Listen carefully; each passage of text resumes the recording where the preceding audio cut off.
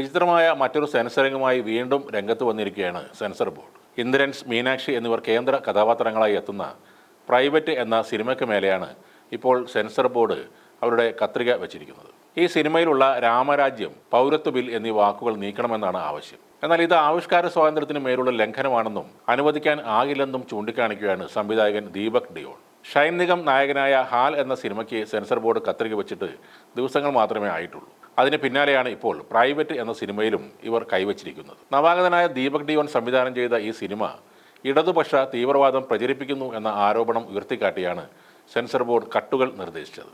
അപ്പീലുമായി മുന്നോട്ട് പോയതിനു ശേഷമാണ് 9 മാറ്റങ്ങളോടെ പ്രൈവറ്റ് ഈ വെള്ളിയാഴ്ച തിയേറ്ററുകളിൽ എത്തിയത്. ആദ്യം ആഗസ്റ്റ് 1 റിലീസ് ചെയ്യാൻ തീരുമാനിച്ചെങ്കിലും സെൻസർ പ്രശ്നങ്ങളെ തുടർന്ന് റിലീസ് മാറ്റിവെക്കുകയായിരുന്നു. സമീപകാലത്തായി മലയാള സിനിമയിൽ സെൻസർ ബോർഡ് വരുത്തുന്ന കട്ടുകളും മാറ്റങ്ങളും വലിയ ചർച്ചാ വിഷയമായിട്ടുണ്ട്. പ്രൈവറ്റിന്റെ വിഷയത്തിൽ ഇടതുപക്ഷ തീവ്രവാദമാണ് ആരോപണമെങ്കിൽ മറ്റ് പ്രമുഖ ചിത്രങ്ങൾക്കും സമാനമായ തിരിച്ചടികൾ നേരിട്ടിട്ടുണ്ട്. പ്രധാനമായും സംഘപരിവാറിനെ കുറിച്ചുള്ള പരാമർശങ്ങളോ സീനുകളോ ഒക്കെ കാണുമ്പോഴാണ് സെൻസർ ബോർഡ് ഹാലിളകി കട്ടുപിടിക്കുന്നത്. സിനിമകളിൽ ആവിഷ്കാര സ്വാതന്ത്ര്യത്തിന്മേൽ അങ്ങേയറ്റം അസഹനീയമായ നടപടികളാണ് ഇപ്പോഴത്തെ സെൻസർ ബോർഡ് നടത്തിവരുന്നത്. ഷൈൻ നിഗം നായകനായ ഹാൽ സിനിമയിൽ ബീഫ് കഴിക്കുന്ന സീൻ, ധ്വജപ്രണാമം, ഗണപതി വട്ടം തുടങ്ങിയവ പല കാരണങ്ങൾ കൊണ്ടായിരുന്നു സെൻസർ ബോർഡിന്റെ കത്രികയ്ക്ക് ഇരയായത്. ജാനകി വേഴ്സസ് സ്റ്റേറ്റ് എന്ന സിനിമയിൽ ജാനകി എന്ന പേരായിരുന്നു അവരുടെ പ്രശ്നം. പിന്നീട് അത് മാറ്റി വി ജാനകി എന്നാക്കി ആ പ്രശ്നം പരിഹരിച്ചു. എമ്പുരാൻ സിനിമയിൽ സംഘപരിവാറുമായി ബന്ധമുള്ള എല്ലാ പേരുകളും സീനുകളും എല്ലാം വെട്ടിമാറ്റിയിരുന്നു. ഈ പ്രൈവറ്റ് എന്ന സിനിമയിൽ പ്രധാന കഥാപാത്രങ്ങളിലൊന്നിനെ അവതരിപ്പിച്ച നടി മീനാക്ഷി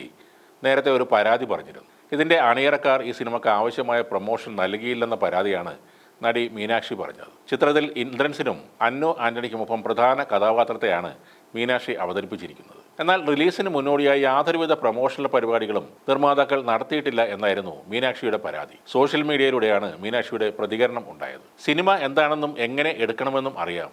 അതിമനോഹരമായ ഒരു സിനിമ തന്നെയാണ്.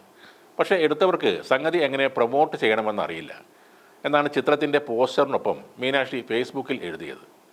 പോസ്റ്റിന് താഴെയുള്ള ചില കമൻറ്റുകൾക്കും മീനാക്ഷി മറുപടി പറഞ്ഞിട്ടുണ്ട്. പ്രൊമോഷൻ ഇല്ലെങ്കിലും സിനിമ നല്ലതാണെങ്കിൽ ഓടും എന്ന കമൻറ്റിനെ ഇങ്ങനെ ഒരു സിനിമ ഇറങ്ങുന്നുണ്ട് എന്നെങ്കിലും ഒന്ന് അറിയിക്കാനുള്ള വഴി നോക്കണ്ടേ എന്നാണ് മീനാക്ഷിയുടെ പ്രതികരണം. എന്തായാലും ഇപ്പോൾ മീനാക്ഷി ഹാപ്പി ആയിട്ടുണ്ടാകും. ഇതിലും വലിയൊരു പ്രൊമോഷൻ ഈ സിനിമയ്ക്ക് ഇനി നൽകാനില്ല. സെൻസർ ബോർഡിൻ്റെ ഇത്തരം വികലമായ നടപടികളിൽ സംഘപരിവാർ അണികൾ വരെ രോഷാകുലരാണ്. തങ്ങളെ പരിഹസിക്കാനുള്ള അവസരം സമൂഹത്തിന് മുന്നിൽ തുറന്നിടുകയാണ് സെൻസർ ബോർഡ് ചെയ്യുന്നതെന്നാണ് അവരുടെ വാദം.